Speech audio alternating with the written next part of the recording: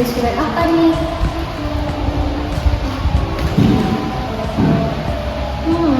Ada perbedaan biaya dan bukti pokok.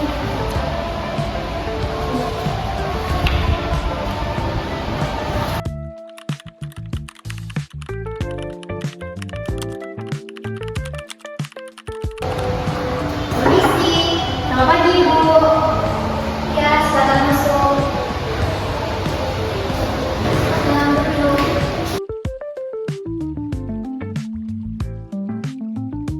Saya Kesha, Ibu selaku AR dari KPP. Di sini saya ingin melakukan klarifikasi tentang data biaya jasa PT Maju tahun 2025. Oh iya Bu, di sini saya juga bingung sih terkait surat ini. Baik Ibu, berdasarkan data kami, terdapat perbedaan antara biaya jasa yang dicatat di laporan laba rugi dengan bukti potong yang dilakukan. Kami ingin memastikan apakah pemotongan pajak itu sudah selesai atau belum? Kalau menurut data tersebut itu sudah sesuai, tetapi nanti kita tanyakan kepada konsultannya aja. Kebetulan dia juga ada hadir di sini. Baik, sebentar ya Ibu, saya mau hubungin konsultan pajaknya dulu.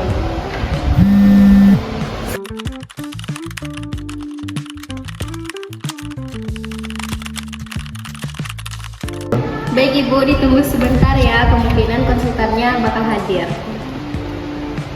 A few moments later.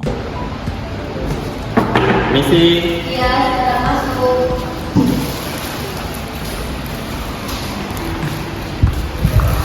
Baik Pak, silakan duduk. Baik Ibu, perkenalkan ini konsultan pajak kami dari PT kami. Saya Kianu, selaku konsultan pajak dari PT Maju. Saya Kesha, selaku AR dari KPP. Baik Bapak, di sini kedatangan Ibu Kesha ini dia ingin menjelaskan adanya perbedaan biaya jasa di laporan rugi perusahaan kita. Baik, coba saya koreksi ulang lagi. Baik Bapak, kalau dibaca di laporan laba rugi ini ditemukan adanya transaksi yang terindikasi salah objek pajak Bapak. Baik Ibu, memang perusahaan sempat bingung Iya. membedakan antara objek PP pasal 21, pasal 23 dan PP final. Oh begitu.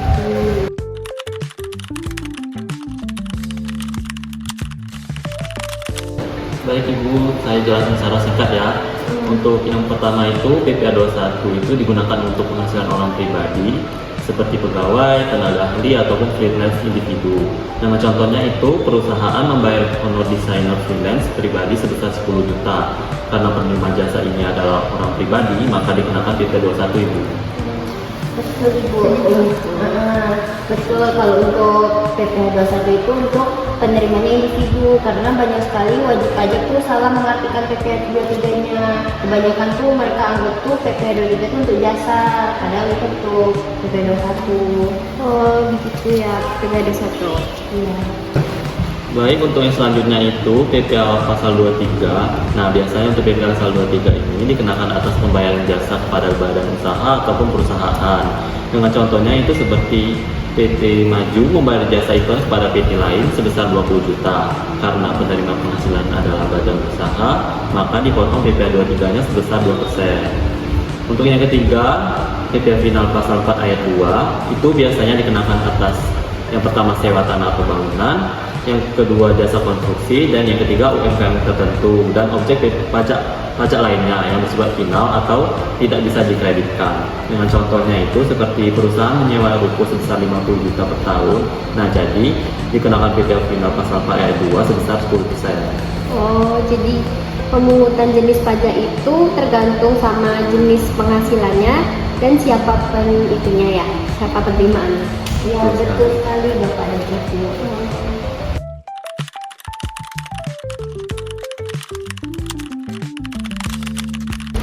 Jadi permasalahan di perusahaan Ibu ini adalah honor freelance itu kan individu, seharusnya dipotong di PPh 21, tetapi perusahaan Ibu potongnya di PPh 23. Oh, jadi di situ ya persalahan di perusahaan saya.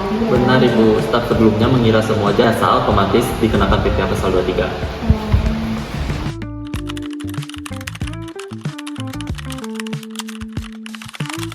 Baik, itu kita coba simulasi cepat ya. Baik. Baik Ibu, di sini disebutkan bahwa perusahaan membayar honor narasumber freelance pribadi sebesar 10 juta. Jadi karena tenaga ahli orang pribadi maka objeknya dikenakan PP pasal 21. Jadi nasabah pengenal pajak itu sebesar 50% dikalikan dengan 10 juta tadi, dapatlah hasil dengan 5 juta. Dan 5 juta itu dikalikan dengan tarif PP 21 sebesar 5% sama dengan 250.000. Ya, kita coba yang PP 23 ya Pak. Oke. Baik, untuk selanjutnya Ibu itu PP 23. Disebutkan di sini PT Maju membayar jasa iklan kepada PT Media Kreatif sebesar 20 juta. Jadi perhitungannya itu dengan tarif 2% dikalikan dengan 20 juta sebesar 400.000 Ibu. Maka perusahaan wajib memotong PP 23-nya sebesar 400.000. Untuk yang selanjutnya itu untuk PPh final pasal 4 ayat 2. Di sini disebutkan bahwa perusahaan menyewa ruko sebesar 50 juta. Jadi perhitungannya sebesar dengan tarif 10% Ibu dikali dengan 50 juta, jadi hasilnya 5 juta. Jadi PPh final pasal 4 ayat 2 yang dipotong itu sebesar 5 juta rupiah. Perlu diketahui juga Ibu, jika perusahaan itu tidak melakukan pemotongan pajak sesuai ketentuan, maka ada konsekuensi administrasinya Ibu. Konsekuensinya itu seperti apa ya Bu? Itu dapat dikenakan sanksi bunga administrasi, tagihan kekurangan pajak, bahkan pemeriksaan pajak apabila ditemukan ketidaksesuaian data. Nah, jadi selain itu, biayanya tidak didukung pemotongan pajak bisa dikoreksi fiskal dan dianggap tidak dapat dibebankan. Oh, berarti cukup serius juga ya? Iya, karena itu penting bagi wajib pajak memahami perbedaan objek pajak agar tidak salah pemotongannya. Baik Bu, setelah dijelaskan saya lebih mengetahui mana perbedaan PPh 21, PPh 23 dan PPh final. Dan kami juga akan melakukan pembetulan administrasi dengan sesuai dengan ketentuan perpajakan. Baik Bapak Ibu, terima kasih atas kerjasamanya ya. Terima kasih.